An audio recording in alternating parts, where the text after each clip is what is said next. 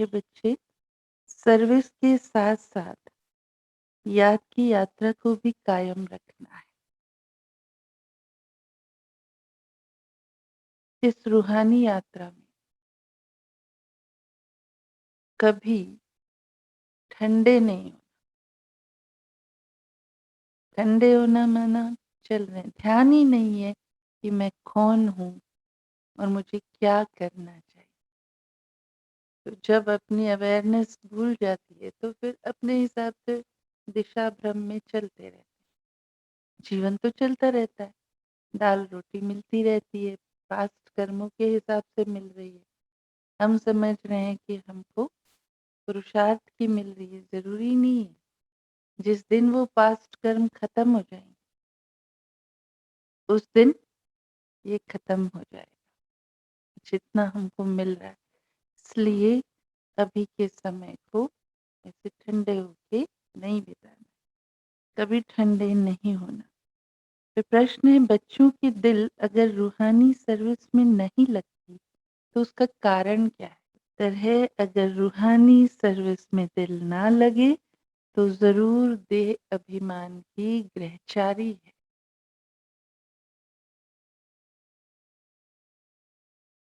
चलते-चलते देह अभिमान के कारण जब आपस में रूठ पड़ते हैं, कहीं न कहीं संस्कार नहीं मिलते, ओपिनियंस नहीं मिलती, तो पता चला नहीं मिला थोड़ा-सा विचार, तो रूठ गए।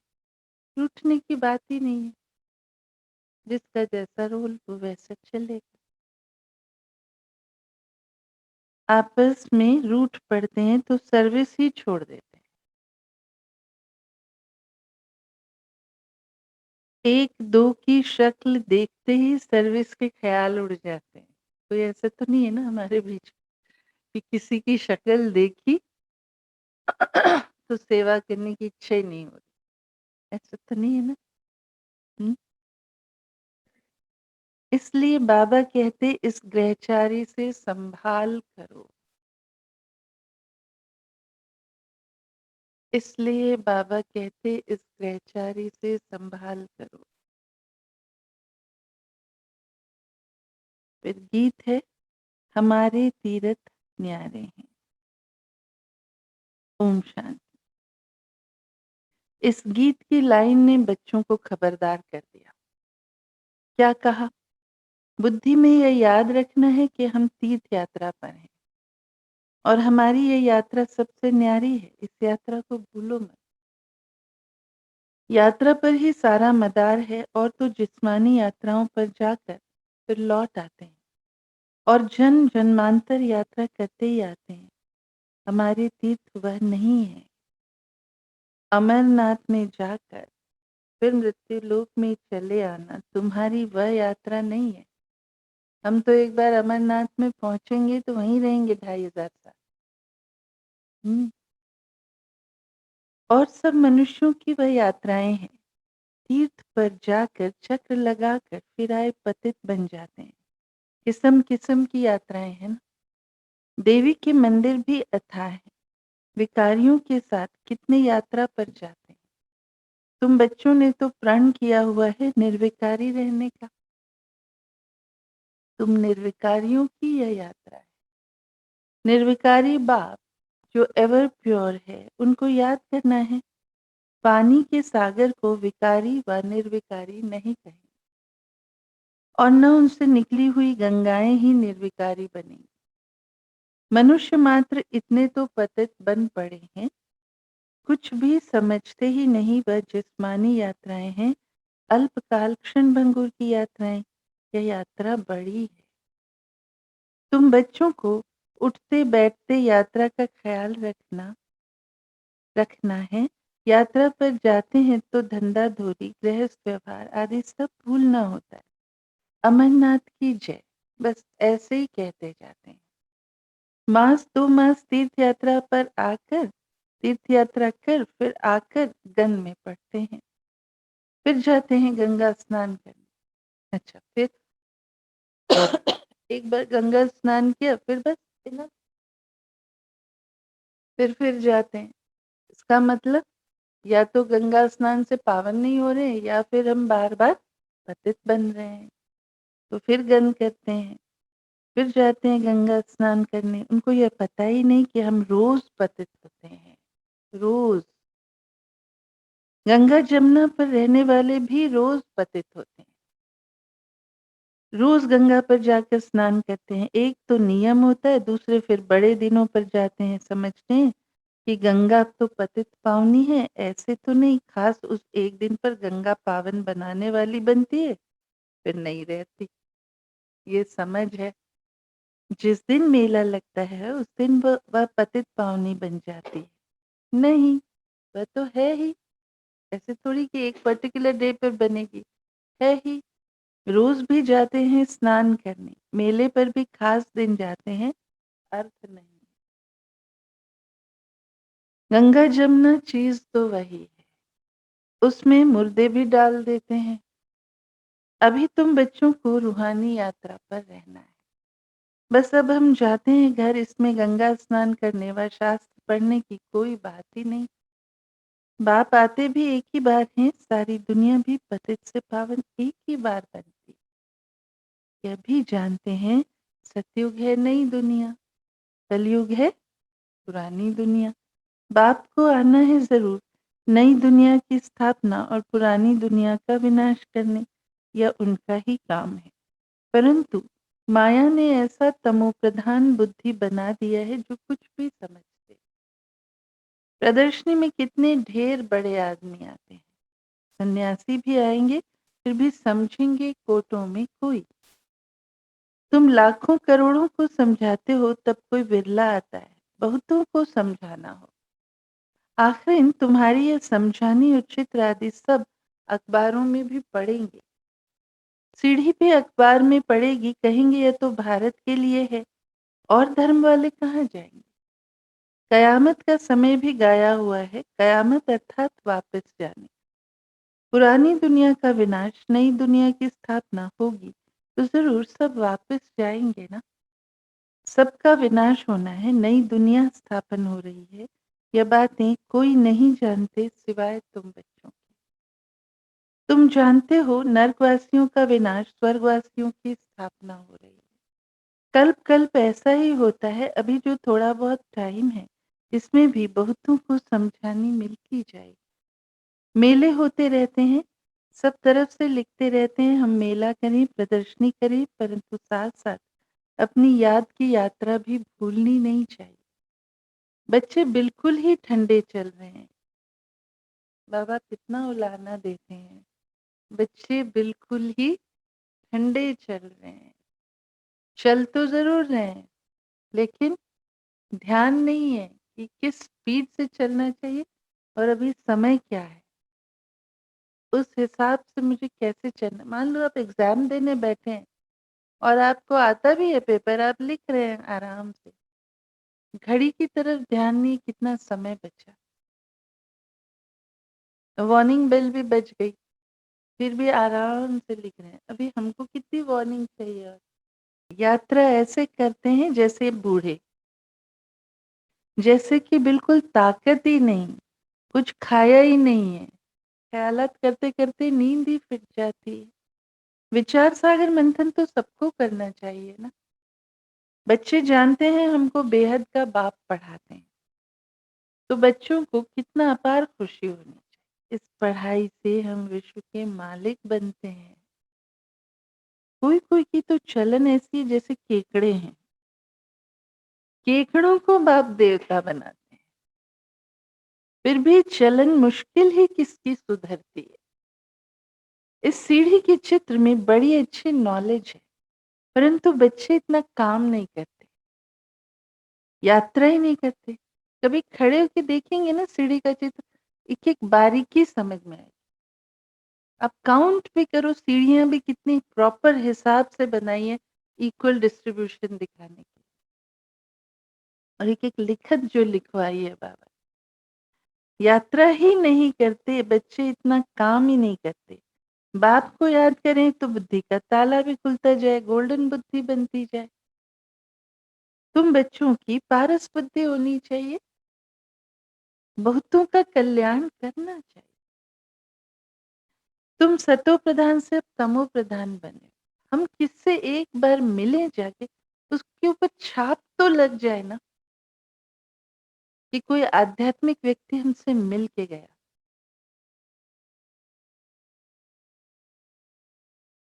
तुम सतो प्रधान से अब तमो प्रधान बने, फिर सतो प्रधान बनना है। बाप कहते हैं मुझे याद करो, कृष्ण को भगवान नहीं कहा जा सकता, उनको तो कहते हैं सांवरा श्याम। बाप ने सांवरे की आत्मा को बैठ फिर समझाया है कि आत्मा जानती है कि बाबा हमको विश्व का मालिक बनाते हैं, तो खुशी में कितना दिमाग पूर होना चाहिए, है ना, भरपूर होना चाहिए। इसमें घमंड की बात नहीं है। ऐसे नहीं कि थोड़ा सा हमको मिला तो ईगो आ जाए। हूं मैं फिर भी सेवादार, ओबीडिएंट सर्वेंट, वर्ल्ड सर्वेंट है। और जो बाबा का दिया हुआ है वो देना है, उसी भाव से देना है और उतने ही प्यार से देना है। इसमें घमंड की कोई बात ही नहीं। अच्छा, किस बात का घमंड करेगी बिंदी, ना आगे ना पीछे, कुछ कुछ है ही नहीं पोजीशन। किस चीज की घमंड करें हम। बाप कितना निरहंकारी है, बुद्धि में कितनी खुशी रहती है। कल हम हीरे जवाहरों के महल बनाएंगे, नई दुनिया में राजधानी चलाएंगे। ये तो बिल्कुल पतित दुनिया है। इस दुनिया के मनुष्य तो कोई काम के नहीं, कुछ नहीं जानते। यह भी दिखाना चाहिए हीरे जैसा जीवन था, वही पे 84 जन्म ले कौड़ी मिसल बन जाते हैं। ये सीढ़ी का चित्र नंबर 1 है। फिर दूसरे नंबर में है त्रिमूर्ति। तुम कहते हो निकट भविष्य में श्रेष्ठाचार्य भारत बन जाएगा। श्रेष्ठाचार्य दुनिया में बहुत थोड़े मनुष्य होंगे, अभी कितने ढेर मनुष्य हैं। महाभारत लड़ाई भी सामने खड़ी है, सब आत्माएं मच्छरों सदृश जाए। आग भड़क रही है, जितना कोशिश करते हैं सुधारने की उतना ही बिगड़ते जाते हैं। बाप बच्चों को राजयोग सिखला रहे हैं। बच्चों को कितना नशा चढ़ाते हैं। कोई कोई तो यहाँ से बस बाहर निकले, सारा ज्ञान उड़ जाता है, कुछ भी स्मृति नहीं रहती। नहीं तो शौक हो कि जाकर सर्विस करे। अगर स्मृति रहे तो बिना सर्विस के रहेगा कैसे, जिएगा कैसे, सांस कैसे आएगी, खाना अंदर नहीं जाएगा। तो खुशी रहेगी और सर्विस करेंगे। बाप भी गुण देखकर सर्विस पर भेजेंगे ना। सर्विस में खुशी का पारा चढ़ेगा। अच्छे अच्छे पुराने बच्चे भी आपस में रूठ पड़ते हैं, थोड़ी थोड़ी बात में। ऐसे थोड़े ही इन बातों के कारण तुमको सर्विस नहीं करनी है। सर्विस तो खुशी से करनी चाहिए। जिसके साथ बनती नहीं है उनकी शक्ल देखने से ही सर्विस का ख्याल उड़ जाता है। सर्विस में दिल नहीं लगती तो किनारा कर लेते हैं। देह अभिमान की ग्रहचारी आकर बैठती है, फिर तो ज्ञानी अज्ञानी में कोई फर्क ही नहीं रहा। तो यह है पहले नंबर की बीमारी। बाप कहते हैं बच्चे देही अभिमानी बनो। आत्मा ही सब कुछ करती है ना। आत्मा ही विकारी और निर्विकारी बनती। स्वर्ग में निर्विकारी थी, रावण राज्य में आत्मा ही विकारी बनी है। यह ड्रामा भी ऐसा ही बना हुआ है, इसलिए पुकारते हैं कि पतित पावन आओ। जो निर्विकारी थे वही पतित विकारी बने। यह किसकी भी बुद्धि में नहीं है कि हम ही निर्विकारी थे, अब हम विकारी बने हैं। हम आत्मा मूल वतन की रहने वाली हैं, वहां तो हम आत्मा निर्विकारी होंगे।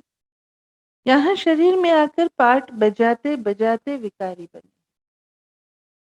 यह बाप बैठ समझाते हैं आत्मा शांति धाम से आती है तो जरूर पवित्र ही होगी, फिर अपवित्र बनी है। पवित्र दुनिया में 9 लाख होते हैं, फिर इतनी सब आत्माएं कहाँ से आई। जरूर शांति धाम से आई होंगी, वह है पीसफुल इनकॉर्पोरियल वर्ल्ड। शांति धाम, पीसफुल इनकॉर्पोरियल वर्ल्ड, शांति वाली निराकारी दुनिया। वहां सब आत्माएं पवित्र रहती हैं, फिर पाठ बजाते बजाते सतो रजो तमो में आती है। पावन से पतित होना ही है। फिर बाप आकर सबको पावन बनाएंगे। यह ड्रामा चलता ही रहता है।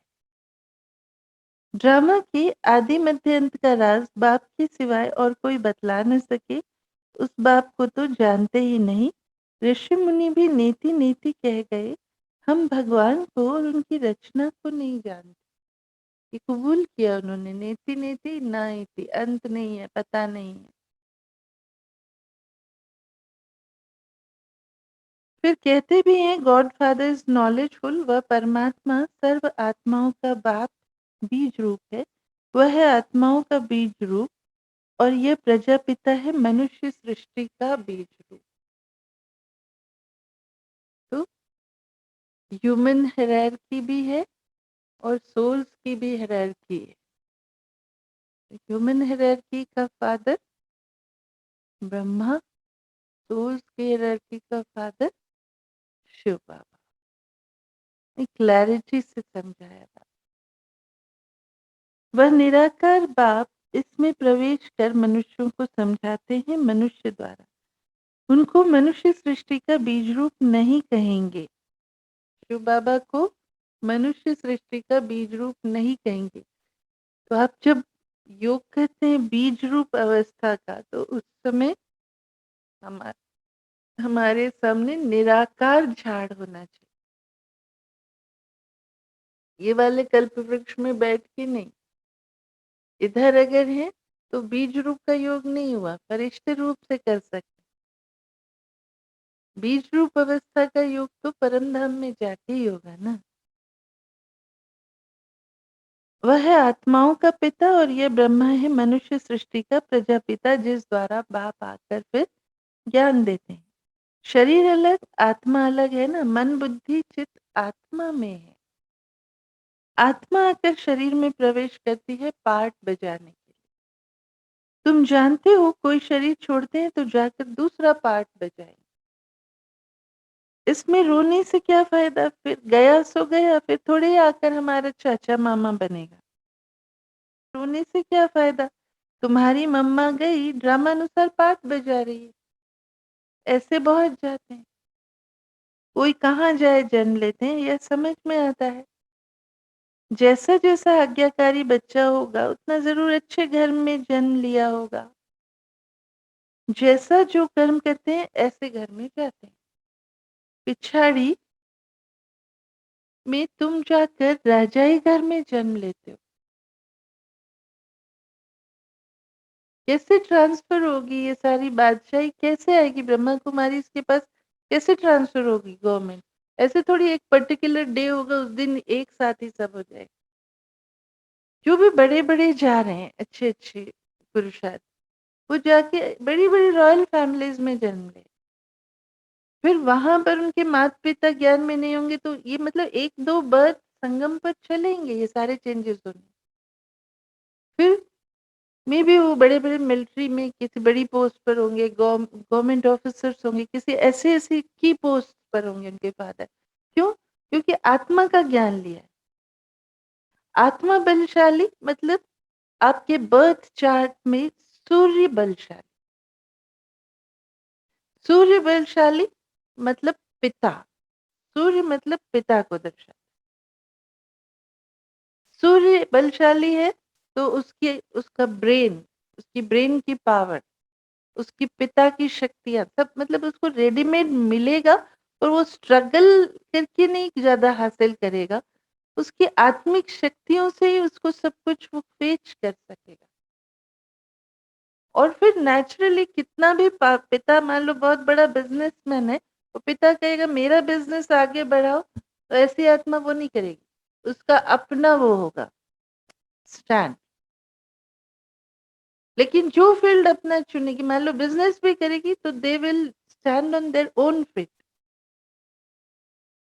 खुद से, और कुछ करके दिखाएंगे और आगे बढ़ेंगे।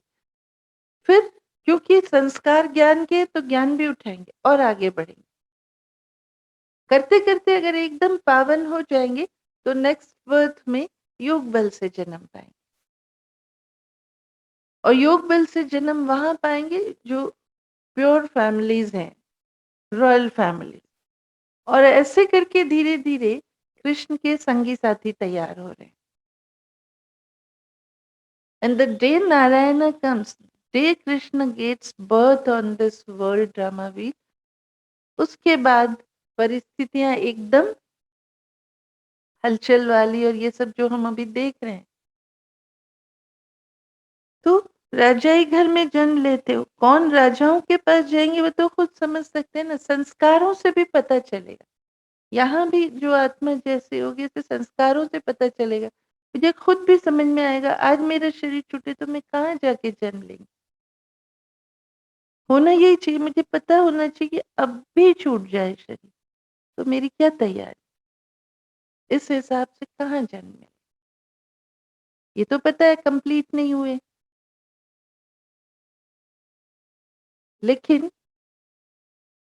फिर भी कहाँ पैदा हो सकेंगे। फिर भी दैवी संस्कार तो ले जाते हैं ना। इसमें बड़ी विशाल बुद्धि से विचार सागर मंथन करना होता है। सब बुद्धि में चलना चाहिए ना। अगर मैं समझती हूँ अपने को दैवी कुल का, तो बाप ज्ञान का सागर है, तो बच्चों को भी ज्ञान का सागर बनना है। नंबरवार तो होते ही हैं, समझा जाता है आगे चल उन्नति होती जाएगी। हो सकता है जो आज काम नहीं कर सकते हैं वह कल बहुतों से तीखे भी चले। हो सकता है ग्रहचारी उतर जाए, कोई पर राहु की ग्रहचारी बैठती है तो गटर में गिर पड़ते हैं, फिर हड़बुड़ ही टूट जाते हैं। बेहद के बाप से प्रतिज्ञा कर फिर गिरते हैं तो धर्मराज द्वारा सजाएं भी बहुत मिलती हैं। यह बेहद का बाप बेहद का धर्मराज, फिर बेहद की सजा मिलती है। कोई बात में आना करे कानी करेंगे या उल्टा काम करेंगे तो सजा जरूर खाएंगे। समझते नहीं कि हम भगवान की अवज्ञा करते हैं। इतनी सब बातें बाप समझाते रहते हैं, श्रीमत पर चलो, सर्विस में मददगार बनो, योग की यात्रा पर रहो। चित्रों पर समझाने की प्रैक्टिस करेंगे तो आदत पड़ जाएगी, नहीं तो उच्च पद कैसे मिलेगा। जब हम किसी को कुछ बताते हैं ना, तो अंदर ही अंदर खुद को भी जैसे पढ़ाते जाते हैं, क्लैरिटी आती जाती। कोई कुछ पूछता है तो विचार सागर मंथन भी चलता है, कैसे समझा दें कि बात उसकी समझ में आ जाए। अज्ञान काल में कोई का बच्चा बड़ा सपूत होता है, कोई तो बड़े कपूत भी होते हैं। यहाँ भी कोई कोई तो झट बाबा का काम कर दिखाते हैं और कोई तो फिर कुछ भी नहीं करते। तो बच्चों को सर्विस भी बेहद की करनी है, तो थोड़ी थोड़ी थोड़ा करके और मैं खुश हो गई। बड़े काम करने ना बेहद, जितना मेरा जोर है उतना तो जितना मैं कर सकती हूँ उतना मैं करूंगी। तो फिर भगवान की मदद क्या लिए, अपने हिसाब से करूंगी, माना अपनी शक्ति अनुसार करूंगी, तो बाबा की शक्तियों का उपयोग कब करूंगी। फिर मुझे पता कैसे चलेगा कि भगवान मेरे साथ है या नहीं है। जब कुछ ऐसा कर पाऊंगी जो अदरवाइज मैं नहीं कर सकती थी, तब तो मुझे पता लगेगा कि बाबा कैसे देता है साथ मेरा। बेहद की आत्माओं का कल्याण करना है, पैगाम देना है, मन मना भाव। बाप को याद करने से तुम्हारी बुद्धि तमो प्रधान से सतो प्रधान बन जाएगी। अभी है कलयुगी तमो प्रधान दुनिया की एंड। अब सतो प्रधान बनना है। आत्माओं को भी वहां नंबरवार दुनिया है ना,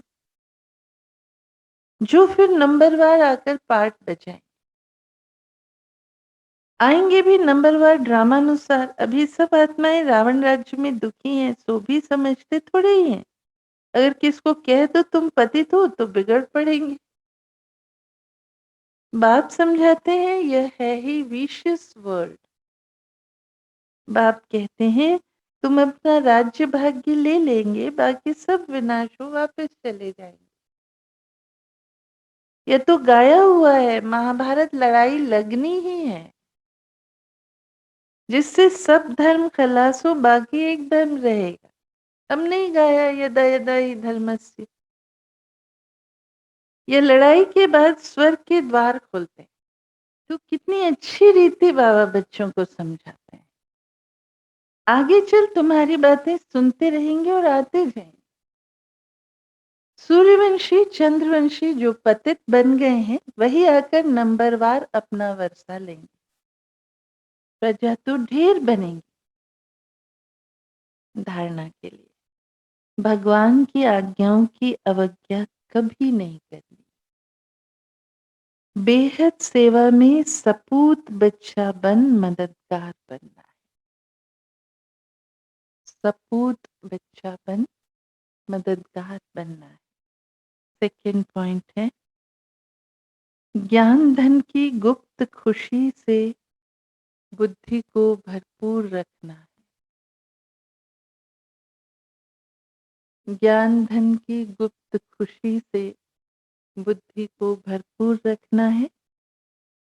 आपस में कभी भी रूठना नहीं है। संस्कार तो अलग होंगे ही होंगे ना। कहाँ कहाँ से चल के आ रही हैं आत्माएं, अलग अलग रोल प्ले करके। सबके पास्ट लाइफ एक्सपीरियंसेस अलग अलग हैं और अभी भी अलग अलग फैमिलीज, अलग अलग कल्चर्स, अलग अलग रिलीजन, अलग अलग लैंग्वेजेस, इतना डिफरेंस है। लेकिन सबको मर्ज करना है एक ब्राह्मण कल्चर और एक दैवी परिवार और एक ही भाषा,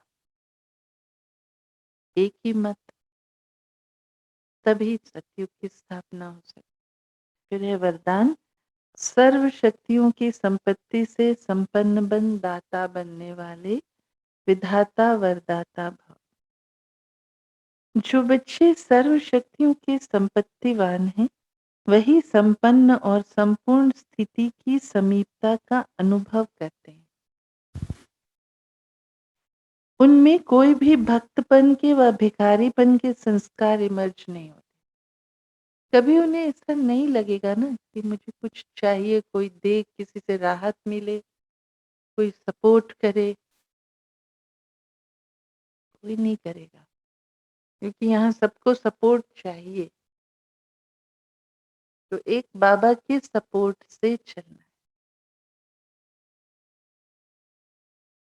इसलिए कोई भी भक्तपन के व भिखारीपन के संस्कार इमर्ज नहीं होते। बाप की मदद चाहिए, आशीर्वाद चाहिए, सहयोग चाहिए, शक्ति चाहिए। माना बाप की मदद चाहिए, ये भी नहीं आना चाहिए। बाबा से भी बैठ के मांगना नहीं है। तो आशीर्वाद चाहिए, सहयोग चाहिए, शक्ति चाहिए। ये चाहिए शब्द दाता, विधाता, वरदाता बच्चों के आगे शोभता ही नहीं। वे तो विश्व की हर आत्मा को कुछ न कुछ दान व वरदान देने वाले हैं। इस स्लोगन है, हर आत्मा को कोई न कोई प्राप्ति कराने वाले वचन ही सत वचन। हमने कोई भी शब्द कहा, बोला, इससे कुछ फायदा हुआ किसी को, तो उस बोल में फायदा है, उसको कहेंगे सत वचन।